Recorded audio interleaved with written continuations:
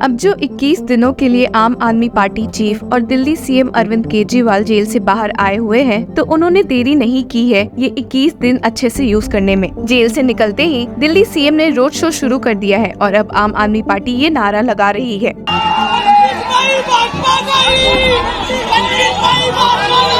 25 मई।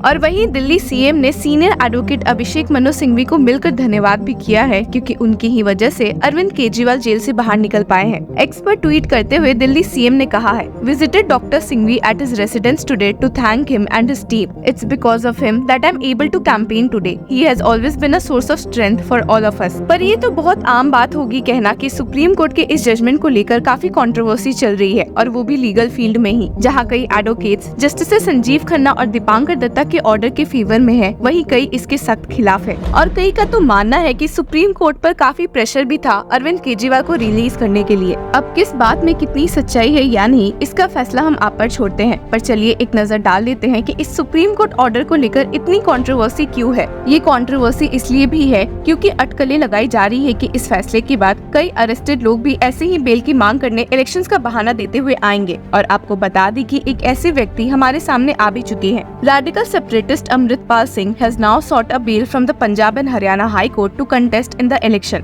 लेकिन यहाँ पर सीनियर एडवोकेट्स ने अपनी राय देते हुए कहा है कि भला क्यों केजरीवाल का केस किसी भी दूसरे केस के लिए लीगल प्रेसिडेंट सेट नहीं कर सकता है, और स्पेशली अमृतपाल सिंह के केस के लिए। अमृतपाल सिंह के केस में he is a pro Khalistani separatist leader who has been charged under the stringent national security act. और जैसा कि आपको मालूम होगा, ये एक्ट तब इन्वोक होता है जब किसी पे भरोसा हो कि वो देश के लिए खतरा है। लेकिन ऐसा दिल्ली सीएम अरविंद केजरीवाल के लिए सुप्रीम कोर्ट का व्यू नहीं था, क्योंकि उन्होंने अपने जजमेंट में लिखा भी था, no doubt serious accusations have been made but he has not been convicted. He does not have any criminal antecedents. He is not a threat to the society. और इस मामले में अपने व्यूज शेयर करते हुए सुप्रीम कोर्ट एडवोकेट निपुण सक्सेना ने कहा है कि कैसे इन दोनों केसेस में काफी डिफरेंसेस है, and that we can not compare the two cases because in Amritpal's case, the allegations are far graver and serious, and he has been charged under the NSA and the UAPA Act. Furthermore, he has over 10 cases pending against him and his 33 supporters under 307, 149 of IPC. Kejriwal's charged under PMLA case stands on a different footing because he does not have any prior criminal antecedents against him.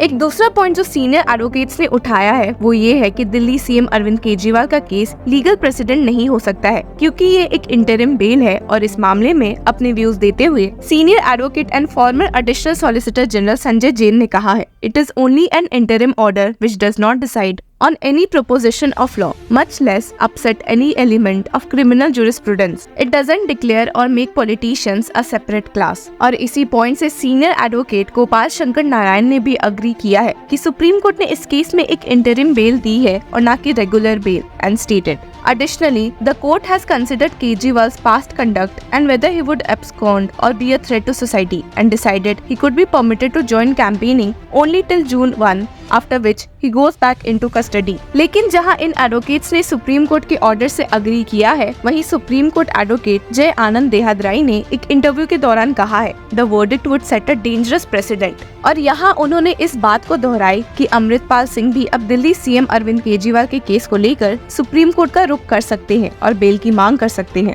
He stated, I respectfully disagree with the reasoning and the rationale behind the Supreme Court's decision to grant interim bail to Arvind Kejriwal. In the eyes of the law, it really doesn't matter whether you are a CM, union minister or any other person. You are just like any other person before the court, and this particular person Kejriwal had been served 9 summons and he had been evading this summons. पर जैसा कि हमें पता है यहाँ दोनों के cases काफी अलग है, तो देखने वाली बात होगी कि सुप्रीम कोर्ट अमृतपाल सिंह के केस को एंटरटेन भी करती है या नहीं। इन केस वो सुप्रीम कोर्ट का रुख लेते हैं तो सुप्रीम कोर्ट का ये जजमेंट बड़ा यूनिक इसलिए भी है क्योंकि ये ऑर्डर उन पहले के लीगल प्रेसिडेंट्स पर रिलाई करता है जिन्होंने हेल्ड किया है कि although interim bail is alien to statutory provisions, it can be traced to Article 21 as a judicial tool to do complete justice and protect personal liberty in appropriate cases। और आपको बता दे कि इंटरिम बेल देने की ये प्रथा कोई new नहीं है और एक लीगल रेमेडी है उन केसेस में जहां इसकी नीड फील होती है। इस बात का जिक्र सुप्रीम कोर्ट बेंच ने अपने ऑर्डर में भी किया था when they stated power to grant interim bail is commonly exercised in a number of cases. Interim bail is granted in explain the facts of each case. This case is not an exception.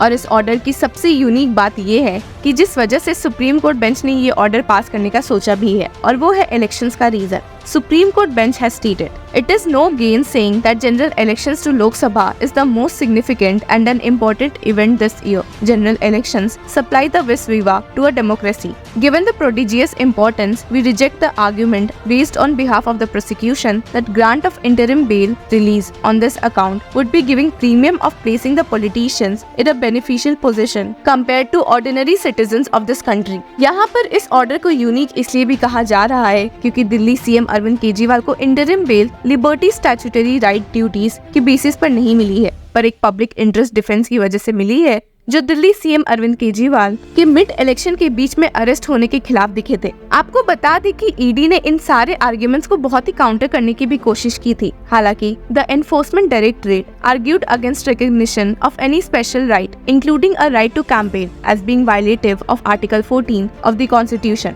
But the agency failed to address the pressing perspective which weighed on the जजेस। अब अगर ऐसा देखा जाए तो bell conditions स्टैट्यूटरीली prescribe ना ही code of criminal procedure में है और ना ही पीएमएलए में। ये जजेस के ऊपर छोड़ा जाता है, जो स्पेशली देखते हैं कि जस्टिस प्रोवाइड करने के लिए कौन से कदम सही है। इन सब के बावजूद भी there must be some nexus between the condition imposed and the interest of the trial और investigation without which the discretion runs the risk of being arbitrary. और आपको ये भी बता दें कि सीजीआई डीवाई चंद्रचूड़ ने एक बेल मैटर के दौरान ये अपहेल्ड भी किया हुआ है that the bail conditions imposed by the court must not only have a nexus to the purpose that they seek to serve but must also be proportional to the purpose of imposing them. हालांकि इन सब के बावजूद भी केजरीवाल के case में ED के arguments on bail conditions basically Kejriwal को election में हिस्सा नहीं लेने देने और उन्हें पॉलिटिक्स से दूर रहने के फेवर में थे। The agency made a little to no endeavor to demonstrate why such conditions were necessary for proper investigation and trial in the PMLA case in which Kejriwal has been arrested. हालांकि ऐसे arguments के बावजूद भी supreme court bench ने ये बात जाने दी और अपने ऑर्डर में केजरीवाल पर कंडीशंस लगाए तो, पर उसके पीछे का कोई खास रीजन भी नहीं दिया। While its order cited precedents to hold that it would not be proper